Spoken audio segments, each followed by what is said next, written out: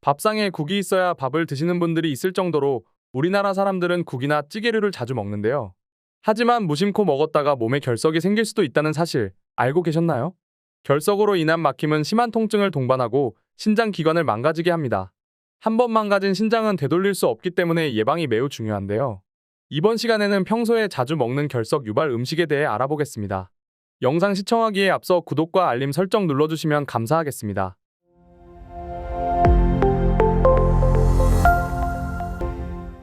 국이나 찌개 등 다양한 요리에 사용할 수 있는 두부는 다이어트나 건강을 위한 좋은 단백질 섭취원 중 하나인데요. 영양소가 풍부하고 건강에 좋은 두부도 이 음식과 같이 먹으면 몸에 결석이 생길 수도 있다고 합니다. 예전에는 두부를 응고시키기 위해 넣는 두부 간수를 바닷물로 만들어 중금속 등 안전 문제가 있었는데, 현재는 식품위생법이 제정됨에 따라 두부 식용 제품들은 중금속을 모두 제거해 판매되어 안심하고 드셔도 되는데요. 문제는 바로 시금치입니다. 시금치에는 수산이라는 성분을 함유하고 있는데, 이 수산은 석회동굴에 생기는 석회암을 만드는 성분 중 하나로 채소나 동물들에게 많이 존재하고 있습니다. 두부와 시금치를 먹으면 수산화칼륨과 옥살산 칼륨이 생긴다고 하는데요. 몸속에서 만나게 되면 물에 녹지 않는 불용성 수산칼륨이 되어 장기간 체내에 쌓일 경우 결석의 원인이 될 수 있습니다. 따라서 두부와 시금치를 같이 먹게 되면 결석 발생 확률이 높아지므로 각각 단독으로 먹는 것이 좋습니다. 그리고 수산에 녹는 점 자체가 100도라서 시금치를 먹을 땐 꼭 데쳐서 먹어야 안전하게 섭취할 수 있는데요. 하지만 성분이 완전히 사라지는 것은 아니기 때문에 참깨까지 넣어 먹으면 추가로 수산 함유량을 낮추고 칼슘 흡수율을 높일 수 있습니다. 그렇다면 두부와 궁합이 좋은 음식은 무엇일까요? 바로 미역, 다시마, 김과 같은 해조류입니다. 미역과 김이 두부의 단백질 대사 소화를 돕기 때문인데요. 두부의 주 원료인 사포닌은 강력한 항암 효과를 자랑하지만 과다 섭취 시 체내 요오드를 몸 밖으로 배출한다는 단점이 있습니다. 요오드는 갑상선 호르몬의 합성 조절을 돕는 필수 무기질로 두부를 먹을 때 해조류를 함께 먹는다면 체내 요오드 균형을 맞출 뿐만 아니라 갑상선 건강 및 소화 흡수를 높일 수 있어 곁들여 먹기를 권장드립니다. 결석이 생기면 통증과 고통을 동반할 뿐만 아니라 신장 요강 방광 등을 막히게 하여 혈뇨, 빈뇨, 구토, 발한 등이 지속되는데요. 결석은 비뇨기 대표 만성질환으로 발병 시 재발 가능성도 높아 특히 예방이 중요합니다. 두부와 시금치 말고도 이러한 결석을 유발하는 음식 조합은 더 존재하는데요. 우유에는 칼슘, 단백질, 비타민, 지방, 미네랄 등 건강에 매우 중요한 영양소를 다량 포함하고 있습니다.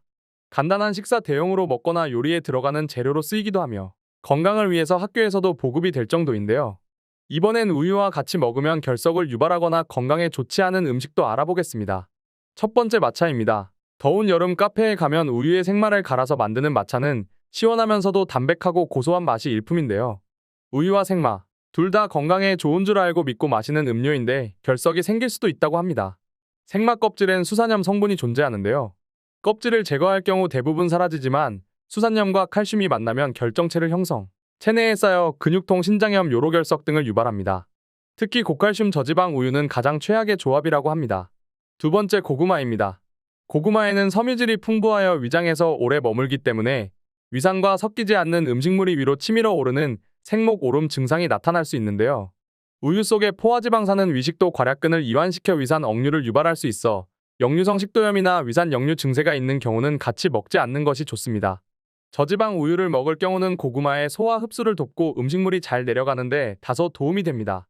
세 번째, 설탕입니다. 어렸을 적 우유를 먹을 때 달달하게 먹고 싶어서 설탕을 넣고 흔들어 섞어 먹은 적이 많았는데요.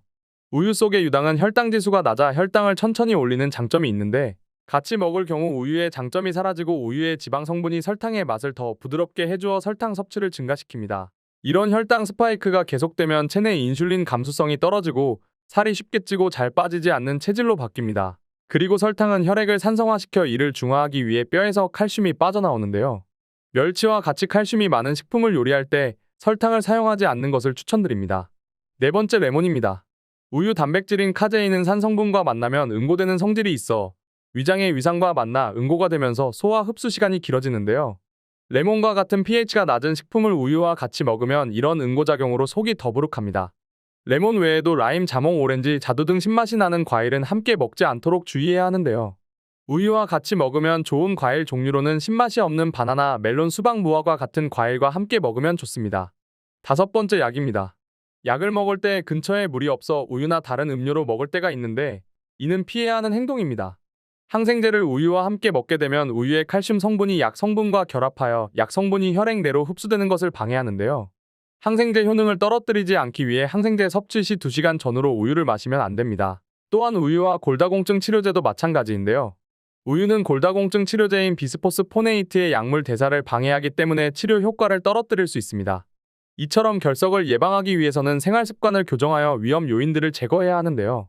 앞에 소개드린 신장 결석을 유발하는 음식 조합들을 피해야 하는 것 외에도 다른 생활 습관들이 있습니다. 첫째, 충분한 수분 섭취. 수분 섭취를 많이 해야 소변을 많이 보게 되면서 결석 형성이 예방되고 만들어진 결석 또한 소변으로 빠질 수 있는데요. 이를 위해 하루 10잔 이상, 성인 평균 2리터 정도의 물을 마시고 적어도 2리터의 소변을 보는 것이 권장됩니다. 정확한 양을 측정하기 어렵다면 소변의 색깔이 무색에 가깝도록 묽은 소변을 보도록 충분히 물을 섭취하셔야 합니다. 짙은 색깔의 소변은 농축된 소변으로 충분히 수분을 섭취하지 않았음을 말해줍니다. 둘째, 구연산 함유 음식 섭취. 구연산은 결석 형성을 억제하는데 소변의 구연산 농도가 낮은 경우에도 결석이 잘 생깁니다.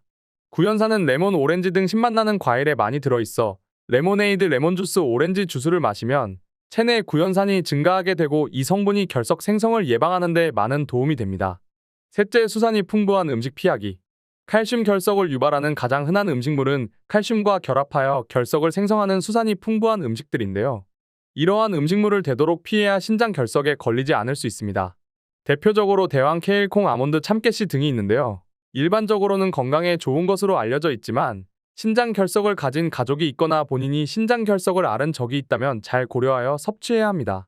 염분은 소변으로 배출되는 칼슘량을 증가시켜 결석이 잘 생길 수 있는데요. 염분 섭취량을 줄이는 싱거운 식사가 중요하며 육류는 소변 내 칼슘 수산 요산을 증가시키고 구연산의 생성을 억제하므로 과도한 육류 섭취 또한 자제해야 합니다. 그 밖에도 약물 복용을 통한 결석이 생기지 않도록 하는 방법도 있는데요.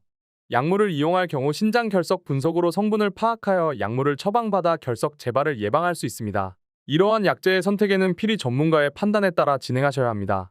오늘 준비한 영상은 여기까지입니다. 이번 영상이 도움이 되셨다면 구독과 좋아요를 부탁드리며 끝까지 시청해 주셔서 감사합니다.